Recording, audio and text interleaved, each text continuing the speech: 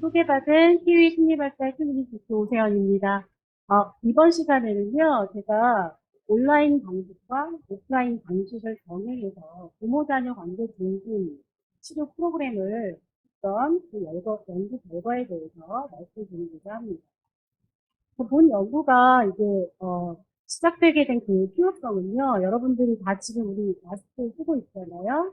2020년도에 코로나가 발생을 하면서 저희가 모든 교육이나 상담이나 인터 다양한 곳에서 이게 비대면이 필요한 그런 상황이 되었죠.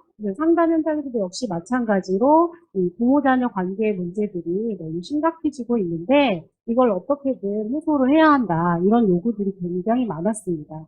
그래서 저도 이제 센터에서 이런 교육 프로그램을 좀 진행해달라는 요구가 있어서 그럼 온라인으로 할 수 있는 그런 프로그램이 어떤 게 있을까 고민을 하다가 이 CPRT라는 부모-자녀 관계 치료 프로그램을 사용해 보기로 했습니다. 그리고 본 연구에서는요, 의도치 않게 부모님들께서 가정에 있는 놀잇감 중에서 보드게임을 활용을 하는 경우들이 발생을 했어요. 그래서 그때 어떻게 활용을 하면 좋을지에 대해서 이 CPRT와 연결해가지고 진행하는 결과를 좀 소개하고자 합니다. 이거를 먼저 이제 연구를 하다 보니 그 영유아 부모들의 양육 효능감은 얼마만큼 증진될 수 있는지, 또 하나는 부모-자녀 관계의 증진에는 어떻게 효과가 있는지 이 두 가지를 알아보기로 했습니다. 우선 여러분들이 이제 CPRT가 어떤 건지 알고 계시는 분들도 계시겠지만 혹시나 모르시는 분들을 위해서 간략하게 설명을 좀 해드릴게요. 저희가 부모-자녀 관계를 증진시키기 위한 다양한 프로그램들이 있는데 그 중에서 이 CPRT는 랜드레스라는 학자가 10세기로 구조화해서 만들어진 그런 부모-자녀 관계 증진 프로그램입니다. 그래서 이거는 아동 중심 놀이 치료를 기반으로 해서 그 핵심 기술이 있는데요. 반영적 반응하기, 대안 설정하기, 격려하기, 자존감 형성하기, 선택권 주기, 이와 같은 다양한 우리가 치료실에 사용하는 그런 핵심 기술을 부모님들께 교육을 합니다. 그리고 그 교육한 그 핵심 기술을 어떻게 적용할 수 있는지를 실제로 교육 프로그램에서 좀 시뮬레이션을 한 다음에 그 다음에 이제 가정에서 30분씩 일주일에 한 번 이상 그 놀이치료와 유사한 환경을 만들어서 이걸 가정에서 부모와 자녀가 진행을 합니다. 그리고 우리도 이제 놀이치료 하게 되면은 교수님들께 슈퍼비전을 받으시잖아요. 부모님들 역시 이 영상을 촬영을 해서 저에게 미리 이제 공유를 해주십니다. 그러면 그 영상 자료를 제가 사전에 검토를 한 다음에요.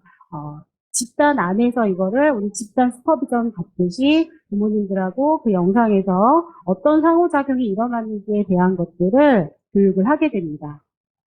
자, 그래서 본래에는 이 CPRT가 여러 가지 방식으로 진행이 되는데요. 다양한 부모-자녀 관계 증진 프로그램 중에서 개별 상담 또는 집단 상담 형태로 운영이 가능한 프로그램 중에 하나라서 가장 유익하게 좀 쓰실 수 있으실 것 같아요. 본 연구가 2020년도 후반에 진행이 됐는데요. 연구 참여자는 영유아기 자녀를 한 명 이상 양육하고 있고 프로그램 희망한 부모님들을 선정을 했습니다. 12명이 동의를 하셨는데요. 저희가 이제 이때 코로나가 처음에는 좀 이렇게 엄격했다가 풀어졌다 이게 좀 반복이 됐었잖아요. 그래서 실제로 참여할 수 있는 분들이 많지가 않았어요. 아이들이 이제 가정에 있다 보면 아이를 케어해야 되기 때문에 시간 안에 맞춰서 못 오신다거나 최종적으로 실험 집단은 5명이 배정이 됐습니다. 그래서 연구 참여자 자녀의 연령이 만 3세 1명, 만 5세 2명, 그리고 만 6세 2명 이렇게 참여를 했습니다. 그리고 이 집단의 크기는요. 처음에 이 집단원들을 모집할 때 제가 그 교육 프로그램을 진행을 했었어요. 그래서 거기에서도 이제 선정을 하기도 했는데 그 선정을 하는 방식에서 개별 상담을 좀 필요로 하는 분들이 계셔서 사전에 이제 개별 상담을 진행하기도 했고 개별과 집단이 좀 병행돼야 된다는 필요성에 따라서 한 3회기 이후에 개별 상담을 했고요. 한번 진행하고 그 다음엔 다 집단 상담 형태로 진행을 했습니다. 그리고 여기에서 중간에 사회적 거리두기가 약화된 때가 있었어요. 그래서 한번 대면으로 만나서 이제 하자. 또 대면으로 다시 만났는데 다시 또 거리두기가 강화가 돼가지고 만나지 마세요. 그래가지고 다시 또 이게 비대면으로 바뀌었어요. 그래서 이 프로그램 자체에서 온라인과 오프라인이 병행이 될 수밖에 없는 그런 상황에서 이제 진행이 됐거든요. 초창기라서 그런 애로사항들이 있었는데, 자, 우선은 그래서 이제 연구 절차가 뭐 중간에 많이 수정이 되기는 했었어요. 하지만 이 CPRT에서 꼭 해야 되는 것들은 해야 되기 때문에 절차에서 이제 첫 번째는, 우리도 놀이치료 배우기 굉장히 어렵잖아요. 이론으로는 알지만, 그래도 실제로 하기 얼마나 힘들어요. 그런데 어머님들 역시도 마찬가지기 때문에 이게 뭔지는 알아야 돼요. 아동 중심 놀이치료가 무엇인지 그 핵심 기술을 좀 전달을 합니다. 그 다음에 우리는 놀이치료실을 다 보고 실제로 거기서 뭐 시연도 해보고 이런 것들을 하지만 본인들은 그게 안 되거든요. 그래서 어떤 놀잇감을 어떻게 세팅을 해서 어떻게 놀이하세요라는 것들을 30분 동안 해야 될 절차들을 자세하게 교육을 합니다. 그래서 제가 이제 기존에 허락받은 부모님들이 이제 영상 촬영했던 장면들 중에서 가장 저희가 보기 좋은 장면들을 샘플로 좀 보여드려요. 그런 식으로 좀 찍어주세요라고 요청을 하고 그 다음에 이제 진행을 합니다. 그리고 이제 가장 중요한 것 중에 하나가 이 놀잇감 세팅인데요. 보통 그 CPRT에서 권유하는 놀잇감은 세팅 목록들이 쭉 있어요. 근데 저희가 이제 예산이 많지가 않기 때문에 그걸 다 제공을 할 수가 없었거든요. 근데 일단은 참여하는 모든 분들이 다행히도 다양한 놀잇감을 집에다 구비를 하고 계시더라고요. 그래서 그 중에서 쓸 수 있는 목록들을 정리를 좀 했고요. 일부 이제 만 5세나 6세 아이들은 도불이나 이런 할리갈리 이런 거 좀 하잖아요. 그래서 그런 거 해도 되냐? 물어보셔서 뭐 다양하게 원하는 걸 다 하셔도 된다라고 놀잇감에 대해서 이제 안내를 했고요.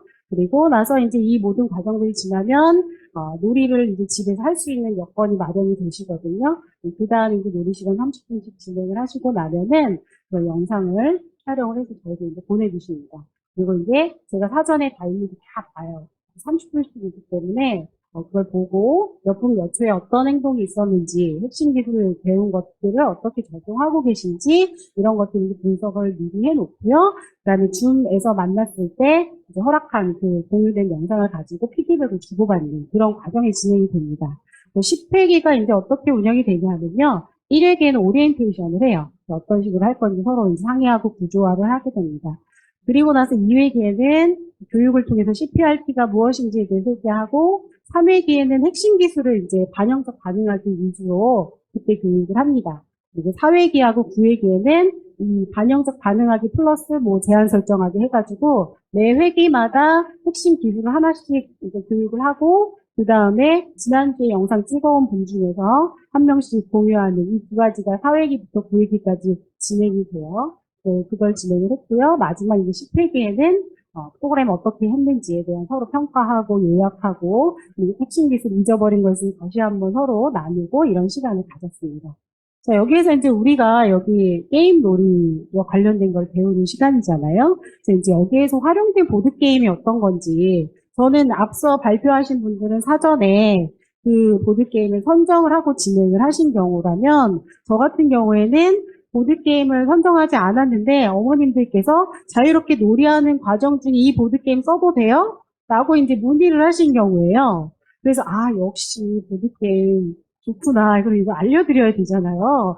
그래서 이제 아이들이 연령이 다 어리기 때문에 뭐 전략 게임 같은 거 좀 하기가 어렵고 쉽게 할 수 있는 그런 게임 위주로 해서 공유를 할 수 있도록 안내를 해드렸어요. 그래서 이제 조금 뒤에 몇 가지 보드게임을 어떻게 썼는지에 대해서 좀 설명을 해드릴게요. 그 계기가 된 게 청료자 A라는 그분이 딸 셋의 셋째 딸을 이 프로그램에 참여를 시키셨는데 아이들이 위에 이렇게 있고 온라인 수업하고 이러다 보니까 얘랑 같이 있을 시간이 너무 부족하신 거예요. 그래서 얘 침대에서 이렇게 할리갈리한 영상을 찍어갖고 공유를 하셨어요. 이렇게 해도 돼요? 이렇게 물어보시더라고요. 너무 대견하고 기특하고 어머님이 되게 어린 엄마였는데 아이 셋 키우면서 어린이집 원장이셨거든요. 근데 이거를 하셨다는 자체가 모든 사람들한테 굉장히 동기부여가 됐었어요. 그리고 또 하나는 보드게임 하니까 간편하네. 이런 느낌도 좀 받으셨던 것 같아요. 이제 그분을 계기로 해서 이제 여러 가지 보드게임이 나오게 됐고요. 놀이감뿐만 아니라 보드게임을 사용할 때 우리가 CPR 때 핵심 기술을 상호작용하는 방법을 어떻게 활용하는 게 좋은지에 대한 주의사항 이런 것들 그리고 이걸 하면 어떤 효과가 있는지에 대해서도 피드백을 통해서 이제 전달하는 그런 시간을 가졌습니다.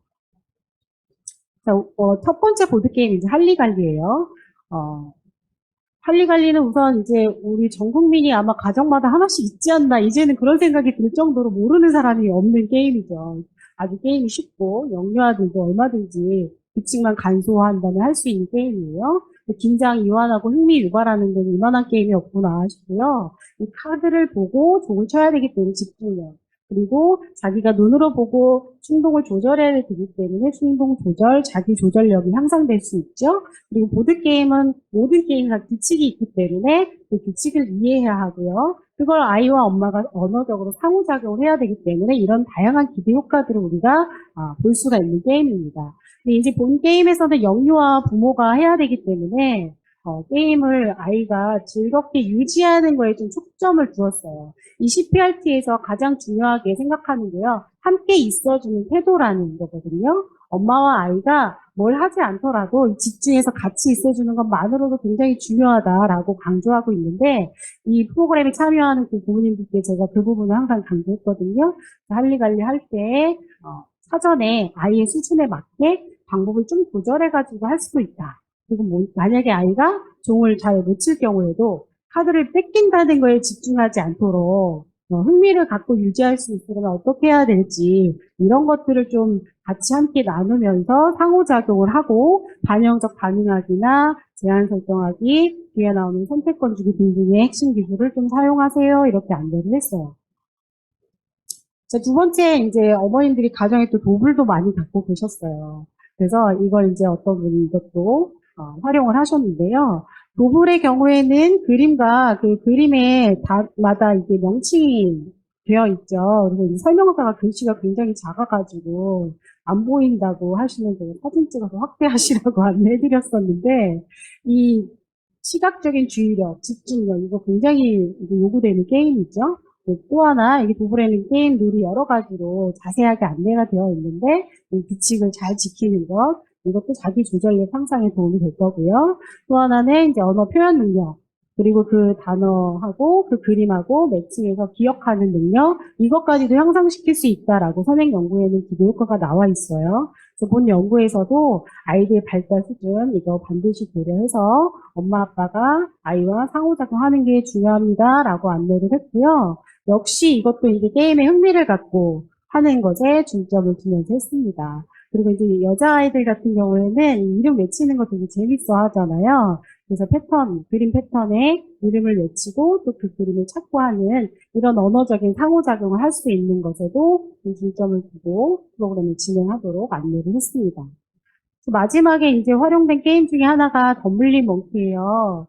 이 게임은 주사위가 있기 때문에 우연 게임이라고 볼 수 있잖아요. 그 이외에도 다양하게 활용할 수가 있는데 우연 게임의 특성을 좀 잘 활용을 해가지고 아이하고 엄마하고 이게 차이가 많이 나기 때문에 아이들이 이길 수 있는 기회가 적을 수도 있죠. 근데 우연 게임은 또 그런 것들 우리가 또 유도해 줄 수가 있죠.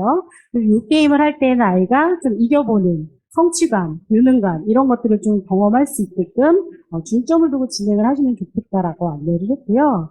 그리고 이제 색깔 막대를 구멍에 끼우는데 이게 어린아이들은 이 자체도 굉장히 재밌어 하죠.